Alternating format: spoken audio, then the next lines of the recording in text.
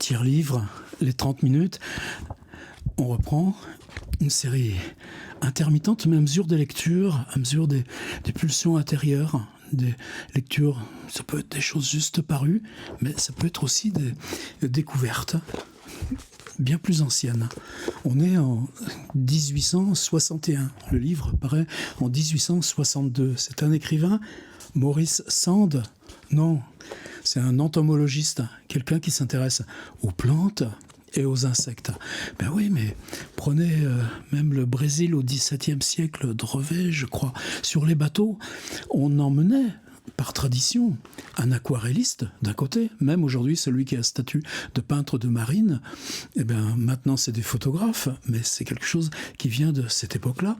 Et quelqu'un qui est chargé de collecter la faune et la flore.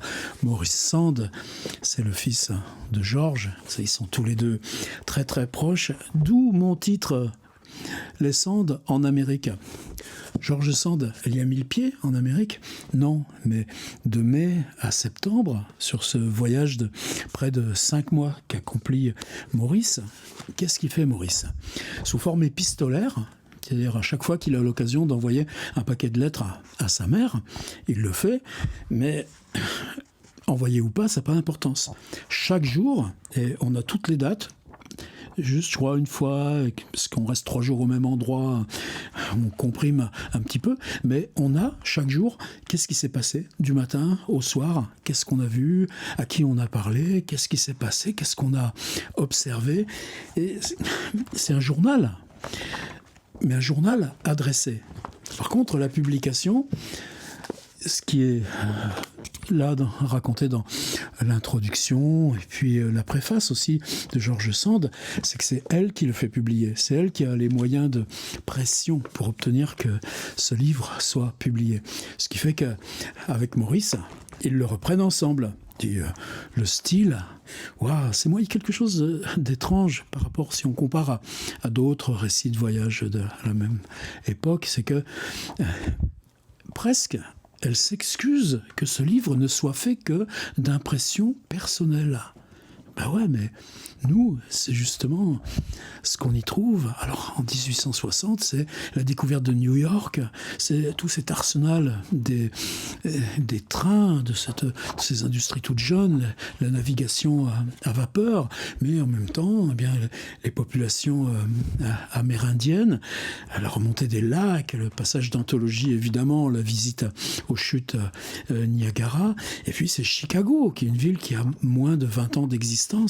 Alors, les conditions du voyage.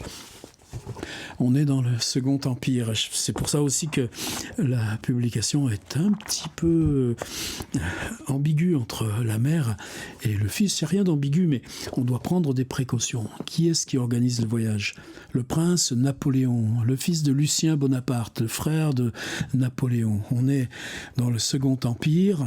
Ce prince Napoléon-là, il est sénateur. C'est un voyage de diplomate. C'est-à-dire qu'il va aller... Et c'est pour ça aussi que c'est intéressant. On va voir le front côté nord, et puis ensuite on va voir le front côté sud. On va se retrouver immergé, littéralement, dans la guerre de sécession, comme Fabrice à Waterloo, avec les morts, les canons, la boue. Et puis, quoi ? Et puis, les discours sur l'esclavage, les discours sur l'économie.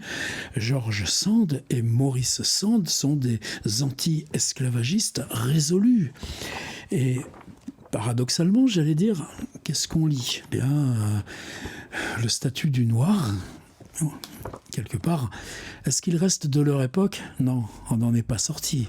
Mais, précisément, en quoi cette discussion-là, aujourd'hui, peut nous concerner directement? Il y a une épaisseur à ce livre pour ça.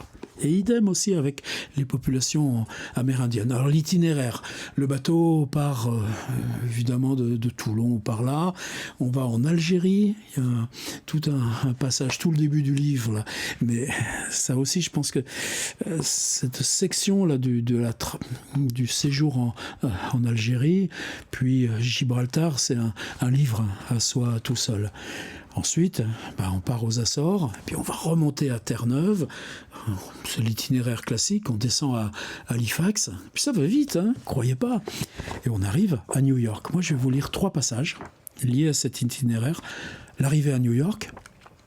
Ensuite, c'est peut-être pour moi le cœur du livre, tout d'un coup, ce document exceptionnel, ce politique de haut niveau, le propre neveu de Napoléon Ier, porté par sa légende, se fait accueillir des 2 côtés du front. On passe les officiers nordistes, le convoi jusqu'où on le confie aux autorités sudistes.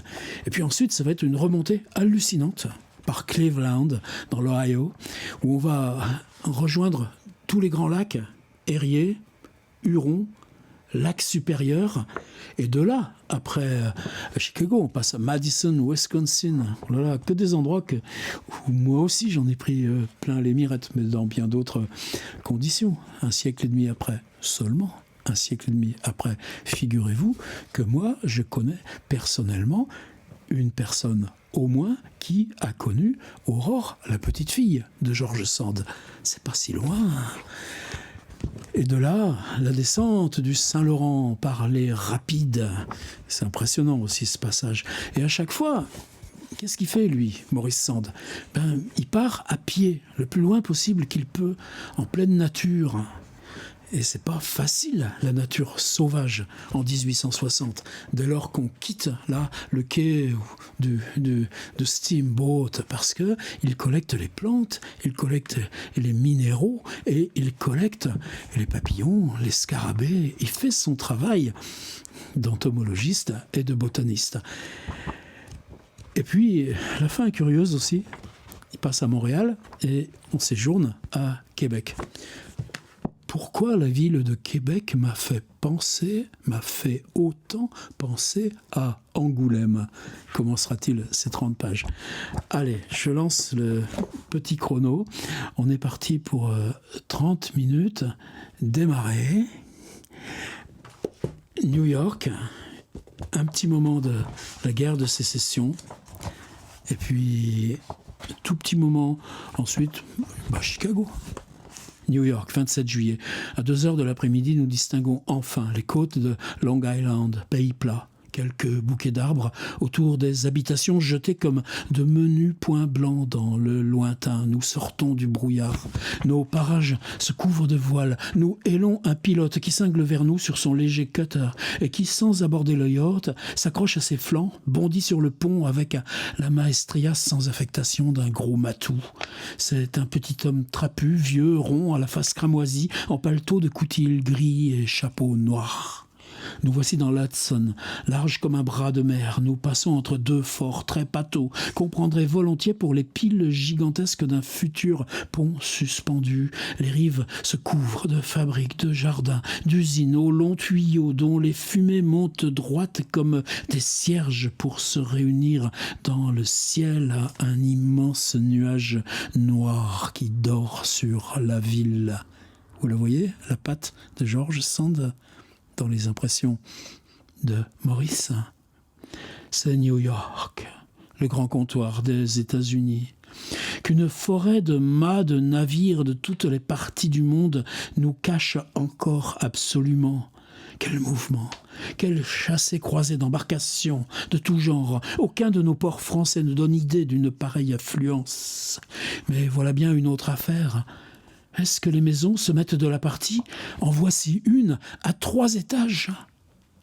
Avec portes et fenêtres, galeries, balcons, tourelles, toitures, cheminées, écuries et remises, chevaux et voitures, le tout voguant à grand renfort de musique et de vapeur, car les flots d'harmonie s'y mêlent au souffle puissant des machines, un palais ou un hôtel garni qui vient à notre rencontre pour nous éviter la peine de chercher nos gîtes.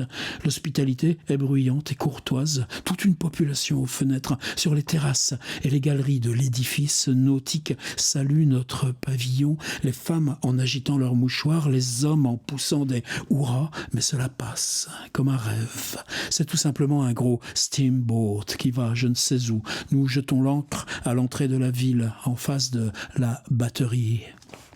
Vu du yacht, ces clochers, ces monuments de pierre brun-rouge, pauvres imitations du style grec ou du gothique, ces hautes maisons carrées à 6 étages percées d'innombrables petits yeux, toutes collées les unes aux autres, ne parlent point au sens artiste.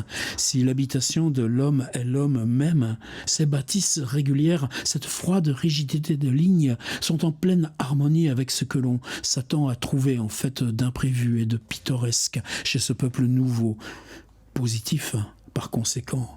Mais je t'entends me crier « Tu veux trouver l'Afrique partout à présent ?» Et je sais qu'il faut l'oublier ici. Je sais bien que me voici sur la terre où il faut regarder devant soi et ne pas demander au passé le sens du présent et de l'avenir. Comme il est 6 heures du soir, il n'est pas question d'autre chose que de jeter un coup d'œil à travers la ville. Une échelle posée de travers et cachée à demi par un gros bateau à vapeur est l'unique débarcadère des petites embarcations. On arrive sur un quai sale et dépavé, mais on trouve bientôt des voitures de remise et l'on roule dans Broadway, une interminable artère de la ville, 12 kilomètres de long. C'est large et populeux, et les riches maisons, les vastes magasins, les innombrables voitures publiques ne sont qu'étendues et mouvements sans révélation d'aucune pensée de vraie grandeur et de vraie splendeur. Nous passons devant plusieurs squares, 2 ou 3 églises protestantes ou catholiques. Aucun caractère particulier ne les distingue. Un cimetière en plein boulevard. L'hôtel de ville, tout en marbre blanc, grande dimension, rien qui ait cachet ou couleur, rien qui puisse faire dire aux voyageurs autre chose que ceci, visite à des bourgeois riches. Mais j'apprends là une grosse nouvelle. Aux 4 coins du monument, je laisse passer. Promenade au parc central. Il apprend la bataille de Bull's Run, dans laquelle on va se trouver immergé juste ensuite. Promenade au parc central, c'est un reste de forêt dont on vient de faire un jardin anglais dans le genre de notre bois de Boulogne. Mais c'est moins grand, infiniment moins joli. Il est vrai que c'est tout nouvellement planté et vu sans soleil. Et y aurait-il des promeneurs dans cette promenade? Ici, ce n'est pas comme en Espagne, la population qui manque. New York compte, dit-on, 1 million d'habitants. Mais l'Américain me fait déjà l'effet d'un peuple qui circule et ne se promène pas. Sur la porte des boutiques, on voit partout une pancarte avec ce proverbe bien connu, « Time is money ». Nous entrons en passant dans la ménagerie Barnum, attirés par cette gracieuse enseigne, « Beware of pickpockets ». Voilà un avertissement détestable. Il faut tenir ses poches, promener un œil méfiant sur ses voisins et de l'autre loucher horriblement pour contempler les merveilles de l'exhibition. Au reste, les merveilles sont sur l'affiche du grand Barnum. En fait de curiosité, nous avons dû admirer une série de personnages de cire rangés dans une armoire vitrée, Napoléon, Washington, la reine d'Angleterre, M, mort à l'âge de 157 ans, un brasseur éléphant, etc., etc. Je garde d'autres bouts.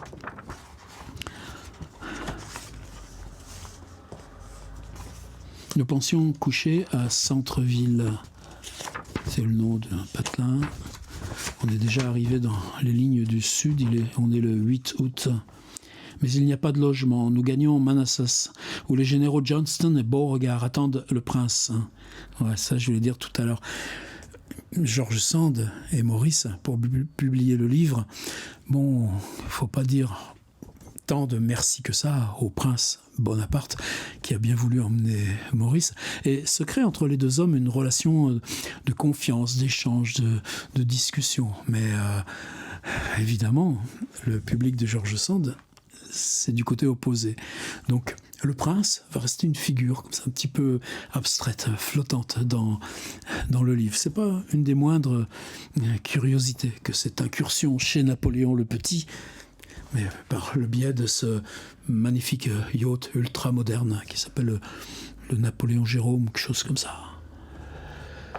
La chaleur est accablante, de grosses nuées d'orage s'amassent, le tonnerre gronde, généraux, officiers, soldats galopent autour de nous, soulèvent des nuages d'une poussière rouge comme du sang qui retombe en poudre sur les haies, les buissons, les herbages maculés et piétinés par les chevaux. À la lisière de la forêt, une maison, en assez pauvre état, entourée d'arbres et de clôtures, sert d'habitation provisoire au général Johnston. Il fait nuit, nous sommes arrivés dans une chambre aux murailles nues, une longue table à tapis de drap vert, couverte de plans, de papier, de livres, une lampe carcel, des armes, tout pêle-mêle, quelques chaises, 2 lits de camp, des sabres dans tous les coins. Tel est en ce moment l'intérieur du vainqueur de Bull's Run.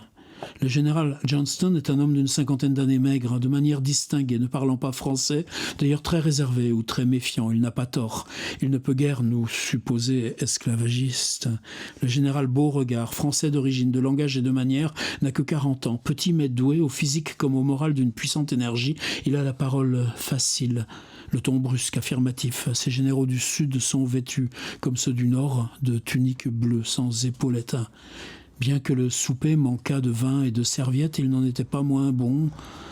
Là, attendez, je suis peut-être pas tombé. Voilà, je saute un peu. Chaleur accablante, le tonnerre qui gronde sans cesse, les patrouilles qui passent, les chevaux au piquet qui se mordent, et les cigales qui chantent à réveiller les morts du champ de bataille ne m'empêchent pourtant pas de dormir. Mais quel étrange sommeil! Je voyais les yeux à demi ouverts sortir de terre de gros flocons de fumée blanche qui prennent des formes humaines et couraient dans tous les sens au-dessus des broussailles comme des âmes éperdues en poussant des rugissements épouvantables.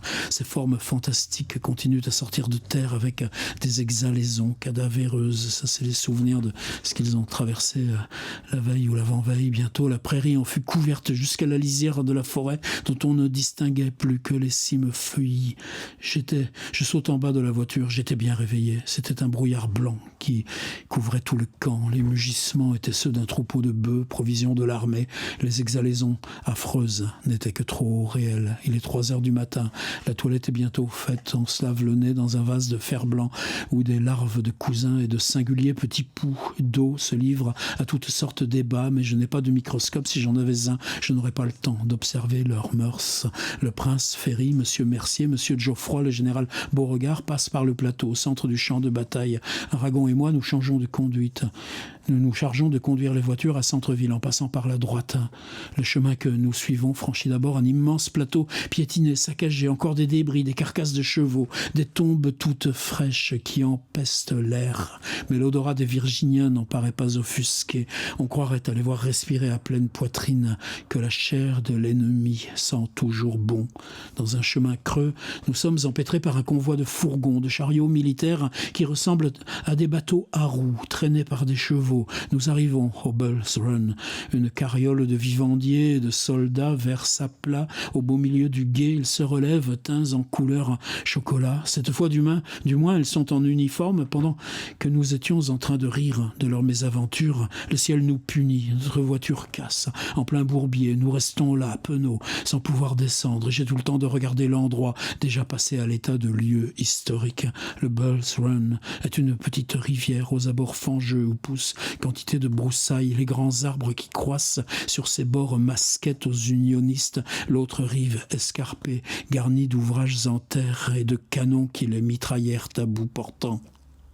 Le terrain est encore boisé, malgré les abattis, mais les arbres qui restent debout sont mutilés par les boulets. Une ligne de tentes, un parc d'artillerie pris sur l'ennemi, des baraques en planches, des tombes, un cheval tué.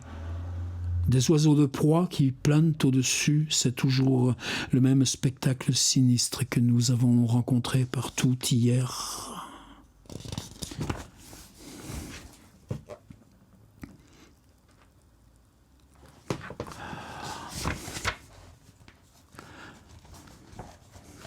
Et puis Chicago. Vous ne pouvez pas imaginer le plaisir. Des impressions, que des impressions. Si j'ai plus de temps, je vous lirai Québec. Il y a des traversées de forêt aussi. Tiens, un petit bout de forêt.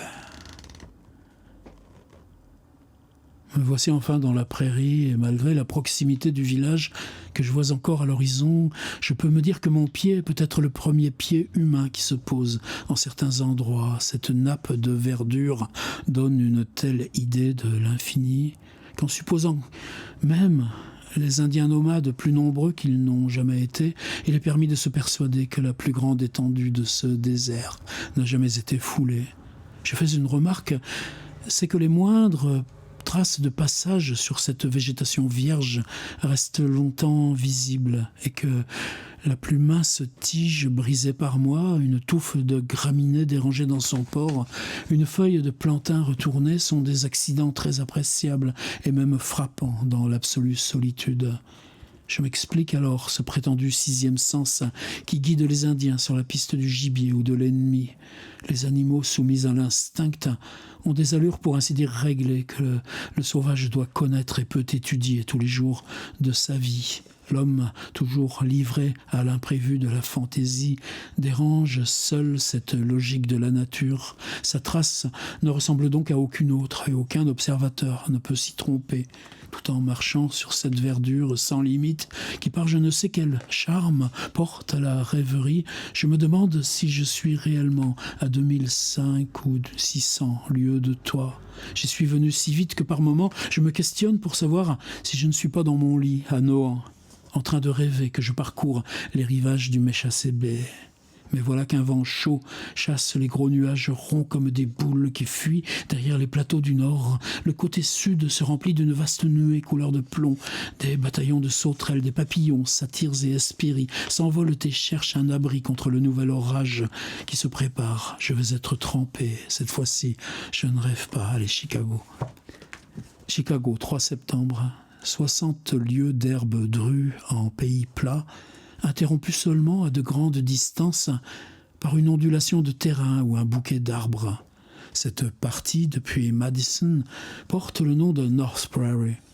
Mais à mesure que l'on approche de Chicago, la poésie disparaît devant l'agriculture, qui a remplacé les plantes folles par des pommes de terre et du blé, les bisons farouches par des vaches paisibles, les villages indiens par des fermes entourées de clôtures, de vergers, de hautes meules de paille.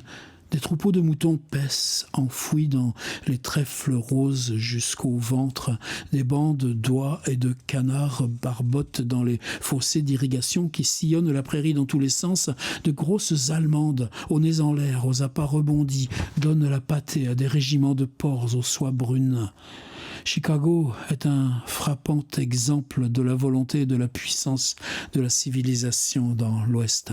C'est une ville aux rues larges, aux maisons de pierre, de briques de bois, qui s'est élevée comme par enchantement sur l'emplacement d'une vaste forêt dont les fûts rasés se voient encore dans les faubourgs. En 1838, il n'y avait là qu'un petit fort en terre et en madrier, habité par une vingtaine de soldats pour protéger la frontière contre les Indiens. À présent, c'est une riche et puissante cité qui compte plus de 120 000 âmes. C'est la capitale de l'Ouest et après New York, la ville la plus importante que nous ayons rencontrée. Mais vraiment le beau, le grand côté de l'Amérique, c'est en 20 ans de savoir changer la face de toute une contrée. On est surpris, je te l'assure, quand on vient de franchir les immenses régions encore désertes que nous laissons derrière nous, de tomber au milieu de ces rues populeuses, flanquées de maisons collées en blocs qui poussent à vue d'œil, les convois de marchandises emportés par la vapeur qui traversent la ville sur 4 voies, les ponts de fer qui tournent sur eux-mêmes pour laisser passer des maisons flottantes, les processions d'omnibus et de chariots qui interceptent seuls l'élan d'une fouille grouillante et vivace. C'est un contraste que l'Amérique seule peut offrir. Je t'ai dit que les maisons poussaient, c'est à la lettre. Je ne voulais pas le croire. L'hôtel Tremont, où nous logeons, a été exaucé il y a 6 mois, non pas d'un étage supérieur, il n'y aurait là rien de bien étonnant, mais par le bas. Le terrain de Chicago est au niveau du lac, par conséquent très souvent inondé, et comme il est très meuble, il tend à s'affaisser sous le poids des bâtisses. On creuse des tranchées, on passe des madriers, on assujettit le tout par des boulons de taille proportionnée, et quand tous les madriers formant un parquet sont placés, non seulement sous la maison, mais encore sous les maisons voisines, tout un pâté de construction, on commence un travail de treuil, de cabestan, de cric où tout marche à la fois. On place des étais à mesure que la maison ou le quartier s'élève. On bâtit des murs de soutien et en 15 jours, le rez-de-chaussée est devenu un premier sans que les locataires aient eu besoin de déménager. J'ai vu une maison de briques, angle et assises en pierre de taille à 5 étages qui étaient en train de subir cette opération. Elle glissait entre ses deux voisines, dont l'une avait poussé l'année précédente. Ce qui est incroyable, c'est qu'il n'arrive pas d'accident. Parfois une lézarde. Mais c'est tout. Je t'ai parlé aussi des ponts qui tournent. Hier soir, en nous promenant avec le prince, nous nous arrêtons au milieu d'un pont. Arrive un steamboat couvert d'ouvriers allemands qui revenaient du travail en chantant un choral protestant. Les tuyaux de cheminée, le haut balancier extérieur ne passeront jamais sous l'une des 2 arches. Un coup de sifflet part du bateau et nous voilà pivotant au milieu de la rivière. Je n'étais pas prévenu. Je t'avoue que je n'ai d'abord rien compris aux maisons qui paraissaient fuir d'un côté, tandis que, de l'autre rive, elles avançaient sur nous. Le steamboat passé, le pont reprend sa place en travers sur la rivière, sans secousse et sans bruit. La ville est si nouvelle que la plupart des rues ne sont pas encore pavées. Certaines de ces rues sont de vraies rivières de fange noire où les chariots s'embourbent. Les piétons suivent les trottoirs larges comme des chemins de halage en planches ou en briques et qui sont élevés de près d'1 mètre. Je regarde le temps qui me reste, mais il ne veut pas me faire le Face ID. Bon, il nous reste 11 minutes. On va pouvoir faire du rab. Visite dans une fabrique de moissonneuses et de batteuses. Ces machines destinées à remplacer les bras insuffisants sur ces vastes espaces sont établies à bon compte au moyen de la vapeur et vendues très bon marché en comparaison du prix élevé de toutes choses aux États-Unis. On m'a dit qu'une seule fabrique n'en écoulait pas moins de 7000 par année. Nous paysans, vous savez que je ne fais pas de reprise dans ces vidéos, pas de montage. Nos paysans, si arriérés, ne voudraient pas croire à une telle consommation, eux qui réfléchissent 3 ans avant de se décider à ne pas défricher un package pour le convertir en blé ou en prairie, eux qui ne veulent pas de chemin de fer parce que ça coupe les héritages et fait renchérir les denrées. Je leur conseille de pourrir sur leur sol berrichon et de ne jamais venir ici. J'en voudrais cependant voir un dans ces greniers à blé de 6 étages d'où les torrents de froment coulent en cascade sur des bateaux qui, sans relâche, viennent le recevoir et vont le porter à tous les bouts du monde. Bravo à la grande Amérique. C'est vraiment ici qu'elle se dresse de toute sa taille et s'étale dans toute sa splendeur agricole, la future nourrice de l'univers. L'histoire en a décidé un peu autrement. Les voyages sur les grands lacs sont fascinants avec le brouillard.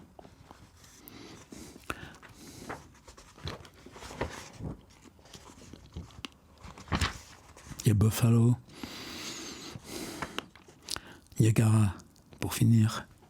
Tu comprends que le déversoir de 3 lacs comme Supérieur, Huron et Érié doit être proportionné à ces Méditerranées d'eau douce. Le fleuve arrive sur un plan incliné de 60 pieds sur 3 miles de distance, ce qui ne représente pas grand-chose à l'imagination. Mais comme il se heurte à chaque pas contre les rochers de son lit, il semble descendre un grand escalier. Ce sont les rapides. Une île rocheuse couverte d'arbres lui barre le passage en droite ligne et le force à se séparer en 2 bras. Animé jusque-là par une sorte de danse majestueuse, le voilà qui entre en rage, sans transition, pour se précipiter dans une nuée d'eau avec un fracas épouvantable. Le rejaillissement est d'autant plus énorme que la chute déplace un volume énorme à sa base. On compte bien à l'œil 160 pieds de cascade, mais on ignore la profondeur de l'abîme creusé par le travail des eaux au pied du rocher. Cet effroyable bassin, toujours rempli, semble vouloir remonter en bondissement furieux la paroi d'où les flots tombent sans trêve ni merci. C'est, tu le vois, un combat gigantesque entre 2 forces, toujours en contact et en activité désordonnée. La petite île d'Iris paraît folle dans sa sécurité entre ces 2 effroyables chutes, avec ses allées de jardins anglais, ses ponts peints en verre, ses promeneurs en calèche, et sa petite tour qui s'avance comme une sentinelle perdue jusqu'au bord de la plus grande cataracte appelée le Grand Fer à cheval. C'est joli, à coup sûr, et pourtant, je ne voudrais pour cadre à ce magnifique tableau que les rochers et les forêts vierges. Toutes ces usines, ces hôtels garnis, ces tourelles, kiosques, gradins de bois, jardins perchés sur les deux rives, sont peut-être très utiles, mais cela gâte tout. Ah bah dis donc mon gars, tu le verrais aujourd'hui.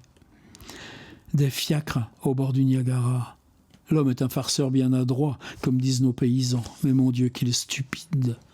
Nous passons sur la rive canadienne par un pont de fer à 2 étages. Le plus élevé porte la voie ferrée, l'autre sert de passage aux voitures. Pour voir les chutes de près, il faut se vêtir en conséquence, tout en toile cirée, des pieds à la tête. Ainsi accoutrés, on ressemble à des phoques jaunes. On descend commodément aujourd'hui les 160 pieds d'escarpement par l'escalier en spirale d'une tour en bois. On descend commodément aujourd'hui les 160 pieds d'escarpement par l'escalier en spirale d'une tour en bois, puis on longe le rocher de schiste sableux à l'endroit jadis appelé Rock Table. Cette table de rocher n'existe plus, car le spectacle change tous les ans grâce à la fragilité de la corniche schisteuse de couleur grise qui cède sous les pieds et n'est pas très belle à l'œil. Mais ces profondes déchirures sont en harmonie avec l'aspect ruiné et désolé de cette scène de désastre éternel. Quel étrange, grandiose, effrayant spectacle! La force du courant d'air déplacé par la trombe d'eau soulève des nuages de pluie fine et serrés qui viennent du gouffre comme des vagues. Qu'est-ce que l'homme a placé entre cette formidable muraille d'eau et cette fragile muraille de terre? C'est la fin du monde, c'est le déluge et le beau tapage. On ne s'entend pas crier soi-même, on voit ses compagnons ruisselants, méconnaissables, les yeux larges ouverts, manifester des impressions, remuer les lèvres, faire des gestes. Je crois qu'ils parlent, mais personne n'entend autre chose que le grand bruit incessant de la cataracte. On s'étonne de ne pas voir sortir des éclairs de ces rencontres. Je m'en tiens là. Maurice Sand, 6 milieux à toute vapeur, puisque ce yacht-là, ultra moderne, il y a sa photo quelque part dans le livre, ici, le Jérôme Napoléon, les attend. Ensuite, on reviendra Québec, on passe à Lévis, on redescend par Albany. Albany, on reprend le bateau pour New York. C'est des coins qu'on connaît aussi beaucoup par les propres déplacements de H.P. Lovecraft, pas si longtemps après, 60 ans. Mais cette plongée-là dans la guerre de sécession, par quelqu'un qui est venu cueillir des papillons, je vous assure que ça vaut le coup. Je vous mets le lien pour commander le livre. Le mieux, c'est de l'acheter à la petite boutique du musée de Nohant. Là, ils ont toute cette magnifique collection, là. Librairie édition Guénégo. Il n'y a que là où vivantes, là, où elles sont vivantes, les œuvres complètes de George Sand. Et puis, je vous mets le lien Gallica, puisque évidemment, l'édition 1862, on peut la lire en fac-similé, télécharger le PDF, si vous aimez ça.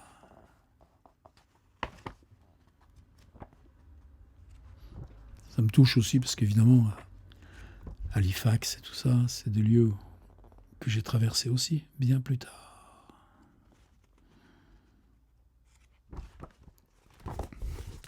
À la prochaine. J'ai grignoté du temps, 3 minutes 58. Ouais, mais avant, j'ai fait mon intro. Ciao.